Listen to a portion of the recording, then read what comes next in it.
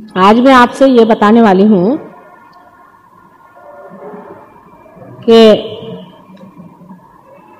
कुंडलिनी क्या चीज़ है और उसका जागरण कैसे होता है।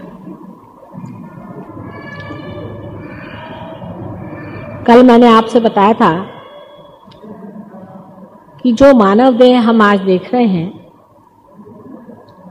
इस मानव देह को चलाने वाली शक्तियां हमारे अंदर प्रवाहित हैं। उन गुप्त प्रवाहों को हम नहीं जानते हैं, जिनके कारण आज हमारी सारी शक्तियां हैं, ये शरीर, मन, बुद्धि, अहंकार आदि सभी चीजों का व्यापार करती हैं।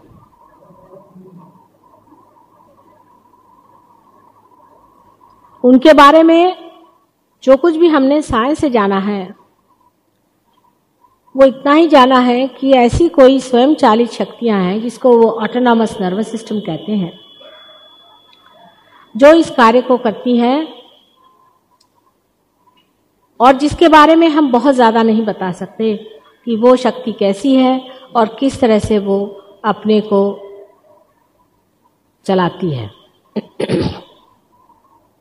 किसी भी चीज़ को जानने का तरीका एक तो ये होता है कि आप अंधेरे में उस चीज़ को खोजिए। जैसे आप इस कमरे में आए हैं, ये कमरा अंधेरा है, आप इसको धीरे धीरे टटोलिए और जानिए कि क्या है। कोई लोग जब इस दरवाजे से आए तो वो कहते हैं कि ये एक खंबा है, कोई उस दरवाजे से आए तो कोई कहते हैं कि वो एक पर्दा है, जो उस तरफ से आए वो कहते हैं कि एक किताबें हैं। अंधेरे की खोज जो होती है वो अपूर्ण होती है, इतना ही नहीं अस्पष्ट भी होती है, और वो अधूरी होने की वजह से बहुत गलत भी साबित हो जाती है। समझ लीजिए कि इस कमरे को किसी ने खंबा मान लिया तो उसने इस कमरे के बारे में कुछ भी नहीं जाना। जिस तरह से साइंस में लोग खोजते हैं, ऑब्जेक्टिविटी उसे कहते हैं, ऑब्जेक्टिव नॉलेज, तो इस तरह से होता है। और दूसरी एक जानने की क्रिया हो सकती है कि समझ लीजिए हम इस कमरे को पूरी तरह से जानते हैं, हम इसके जानने वाले हैं, इसके हम मालिक हैं, इसके सब हम स्विच वगैरह सब कुछ जानते हैं, और जैसे ही आप इस कमरे में आ जाइए हम एकदम से बत्ती जला देते हैं और आप सब कुछ देखने लग जाते हैं। ये दूसरी रीत है जिससे कि आप परमात्मा को जान सकते हैं, जिससे कि आप सत्य को जान सकते हैं।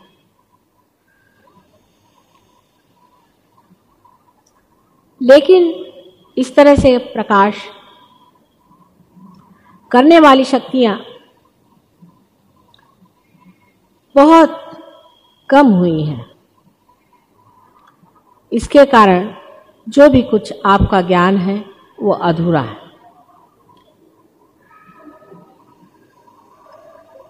लेकिन मनुष्य को यह सोचना चाहिए, और सब साइंटिस्ट को भी यह सोचना चाहिए, कि आज हम एक छोटे से अमीबा से जो इंसान बने हैं, वो किस लिए, क्यों, क्या वजह है।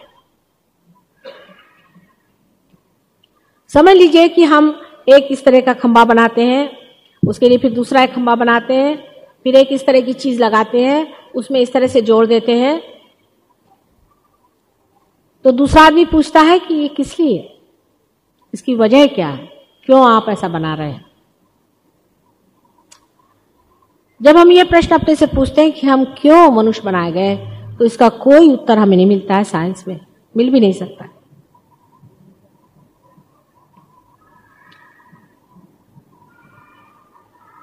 हम इसलिए मनुष्य बनाए गए हैं कि हम कोई न कोई विशेष तरह का इंस्ट्रूमेंट है, कोई व्यवधान है, कोई साधन है।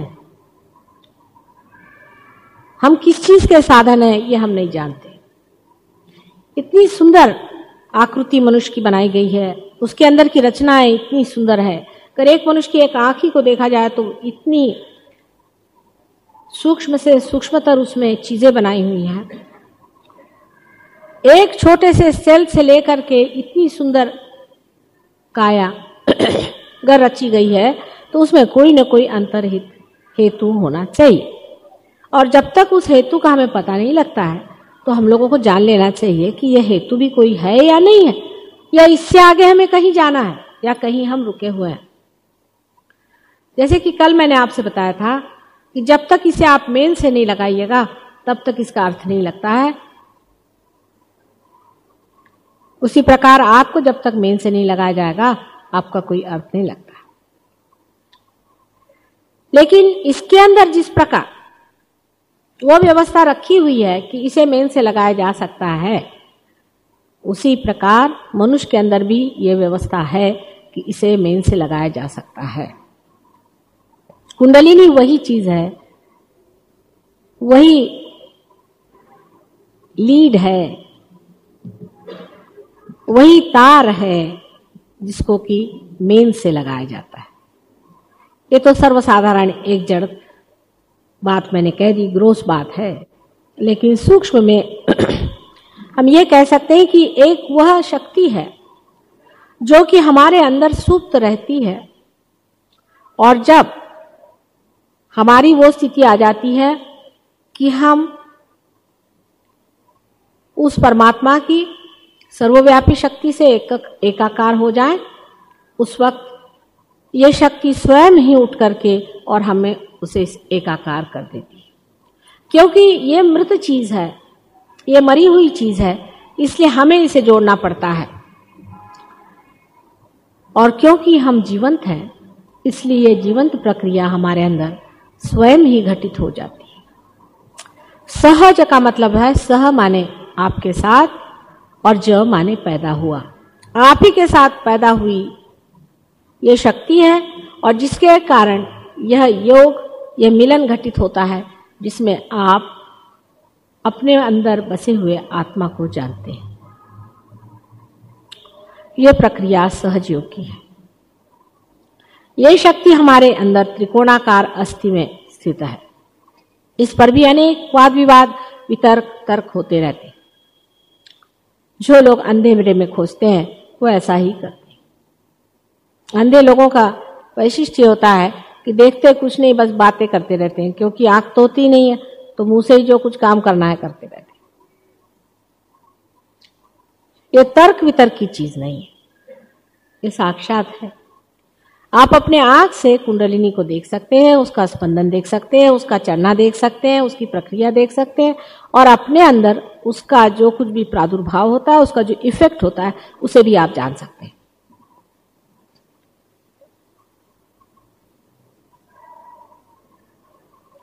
जब ये घटित होता है तभी आप जान भी सकते हैं कि संसार में सर्वव्यापी शक्ति है या नहीं है। ये जो भी बातें परमात्मा के बारे में कही गई हैं वो सच है या नहीं। उससे पहले आप अधूरे हैं, आप पूरे नहीं हैं। आप उससे पहले जान ही नहीं सकते। इसलिए आत्मा को जाने बगैर कोई भी अगर इंसान कहे कि मैं धर्म के रास्ते पे चल रहा हूं तो वो गलत है, क्योंकि वो जानता ही नहीं है कि धर्म का रास्ता क्या है। ज्यादा से ज्यादा जो बड़े ऊंचे लोग हो गए हैं वो बता गए हैं कि हाँ भाई सच बोलो, अच्छे से रहो, और इससे आपका धर्म स्थापित हो सकता है। किंतु उस रास्ते पर आप चल नहीं सकते, उस पर प्रगति नहीं हो सकते, आप धर्मातीत नहीं हो सकते। उसके लिए ये घटना घटित होना जरूरी है। और इसीलिए जो लोग परमात्मा को जाने बगैर परमात्मा की बात करते हैं या आत्मा से संबंधित हुए बगैर परमात्मा की बात करते हैं, वे उसी तरह के हैं जो कि मेरा कनेक्शन अगर आपसे नहीं हो और मैं इस पे बोल रही हूं, आप उसको सुन ही नहीं रहे, मैं पता नहीं क्या बात कर रही। आप चाहे परमात्मा के नाम पे किसी भूति का वर्ण कर रहे हो या परमात्मा के नाम पर आप कोई गलत ही चीज को पकड़े हुए हैं, इसको आप देख नहीं सकते क्योंकि आप अंधे हैं। परमात्मा को जानने के लिए आपकी आत्मा की आंखें खुलनी चाहिए। आप आत्मा से ही परमात्मा को जान सकते हैं, और कोई इसका तरीका है ही नहीं।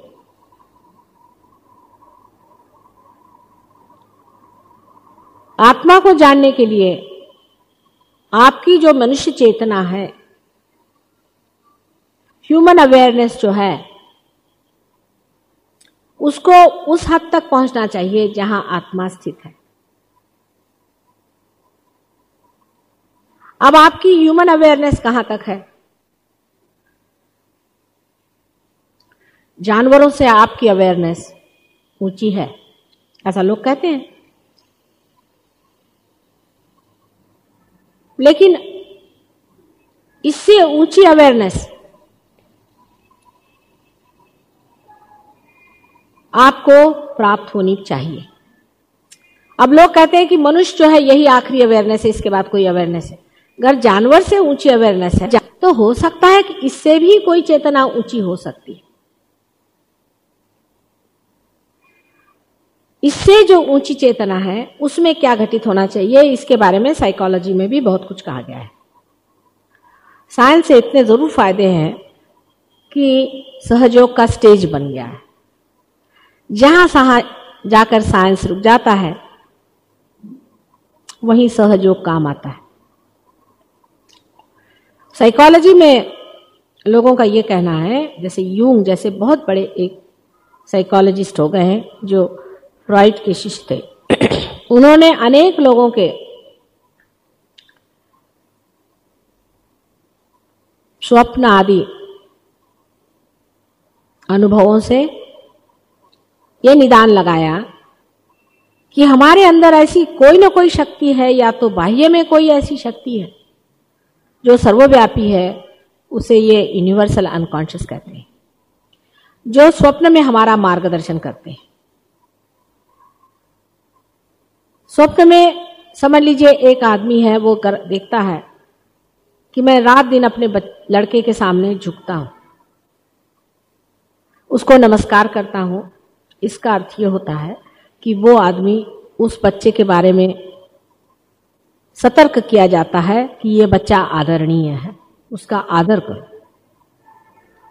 अगर कोई लड़की है और उसे ऐसा स्वप्न आता है कि उसकी मां राक्षसीन है, तो उस लड़की को यह चेतना मिलती है कि तुम्हारी मां तुम्हें खराब कर रही है, तुम्हारा लाड़ कर रही है, दुलार कर रही है, उससे तुम चेतित हो जाओ। ऐसे अनेक एक्सपेरिमेंट्स यूं ने किए हुए हैं और उनकी बहुत बड़ी सोसाइटीज भी हैं। लंदन में उसका बहुत बड़ा संगठन है और उनको लोग बहुत ऊंचे किस्म के साइकोलॉजिस्ट समझते हैं। ऐसे अनेक और भी हैं जिन्होंने इस चीज को माना है कि एक ऐसी कोई शक्ति है जो यूनिवर्सल अनकॉन्शियस नाम से जाननी चाहिए। अनकॉन्शियस इसलिए क्योंकि वो हमारे चेतन मन में नहीं है। जब वो हमारे चेतन मन में आ जाएगी तो वो कॉन्शियस हो जाएगी।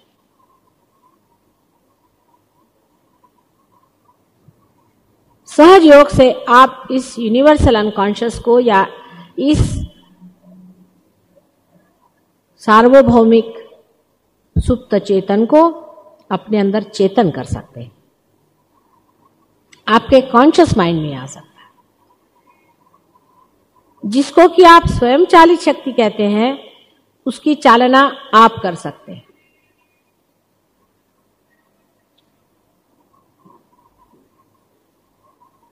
यानी हमारे अंदर की जो ये सुप्त शक्ति है, जिसे कुंडलिनी कहते हैं, जो कि 3.5 कुंडलों में हमारे त्रिकोणाकार अस्थि में सुप्त रहती है, उसकी जागृति हो करके जब वो हमारे मेरुदंड से निकल करके और हमारे सहस्त्रार से, इस जगह से जिसे तालु कहते हैं, उसको छेद करके और उस सर्वव्यापी शक्ति से एकाकार हो जाती है, तब हमारे अंदर भी वह सर्वव्यापी शक्ति बहने लग जाती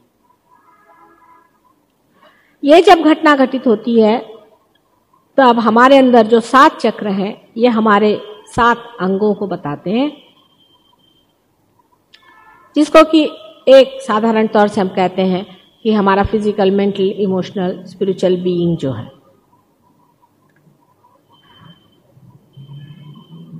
उस सब को चेतित करके उसको समग्र इंटीग्रेट कर देती है। मनुष्य में इंटीग्रेशन नहीं। अगर कोई काम हम अपने बुद्धि से ठीक समझ के करते हैं तो हमारी मन नहीं गवाही देता कि ये ठीक काम है, वो कहता नहीं ये ठीक काम नहीं। अगर हम कोई मन से काम करते हैं तो शरीर कहता है कि बाबा हमारे तो उठने का मन नहीं है, हम नहीं करने देंगे। लेकिन जब 7 चक्रों को लंघ करके 6 चक्रों को, 7वां चक्र तो सिर्फ बैठा ही है, लांग करके जब यह शक्ति हमारे ब्रह्मरंध्र को छेद देती है, तब हमारे अंदर की ये जो विविध तबीयतें हैं, एस्पेक्ट्स हैं, वो सब एकाकार समग्र हो जाते हैं। और दूसरे उस सर्वव्यापी शक्ति से हम एकाकार हो जाते हैं। अनेक बार इसको मैं बता चुकी हूं कि सर्वव्यापी शक्ति किस प्रकार है। जैसे कि एक माला के अंदर एक सूत्र चला जाता है, लेकिन हर मन का अलग दिखाई देता है। उसी प्रकार यह शक्ति हमारे सब के अंदर से गुजर के गई हुई है। सर्वव्यापी शक्ति हमारे अंदर, सबके अंदर गुजर के गई है, लेकिन सबके अंदर थोड़ी थोड़ी सी जगह है, गैप है। जब ये जगह कुंडलिनी लांघ लेती है तब वो पूरा सूत्र पूरा हो जाता है। और जब आपका चित्त मनके पे रहता है, जब आप बाहर में रहते हैं तो आप सोचते हैं आप अलग हैं, आप अलग हैं, आप अलग हैं। लेकिन जैसा ही आपका चित्त उस सर्वव्यापी सूत्र में एकाकार हो जाता है, तब ये घटित होता है, लेक्चरबाजी नहीं है, ये घटित होता है कि आप दूसरों के साथ भी एकाकार हो जाते हैं। उसमें फिर लेक्चर देने की जरूरत नहीं है, यूएनओ की स्थापना करने की जरूरत नहीं है कि हम सब भाई बहन हैं। फिर हम हमारे उंगलियों पे देख सकते हैं कि इनके कौन से चक्र पकड़े हैं, और ये देख सकते हैं कि हमारे कौन से चक्र पकड़े। सब हम आपस में देख सकते हैं आपस को, और हम ये भी देख सकते हैं कि हमारे अंदर कौन सी कमजोरियां हैं, हमारे कौन से चक्र खराब है। हम अपने को देख सकते हैं, सेल्फ नॉलेज, और हम दूसरों को भी देख सकते हैं। और फिर हम उस एकतानता को महसूस करते हैं कि अगर इनको तकलीफ है तो हम चाहते हैं कि हमारी उंगली में भी तकलीफ हो रही, इसे ठीक कर दें। अगर हम इसे मसल दें तो इनकी तकलीफ अच्छी हो जाती। अब दिखने को चीज तो ऐसी लगती कि कोई जादूगरी है, लेकिन है ही जादूगरी।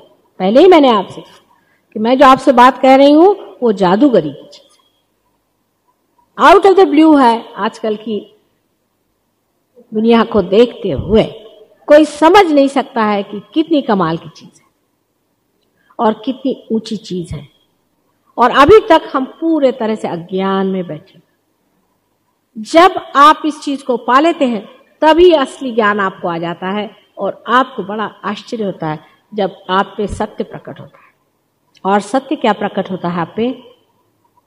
आप देखने लगते हैं कि आप कुछ भी नहीं करते,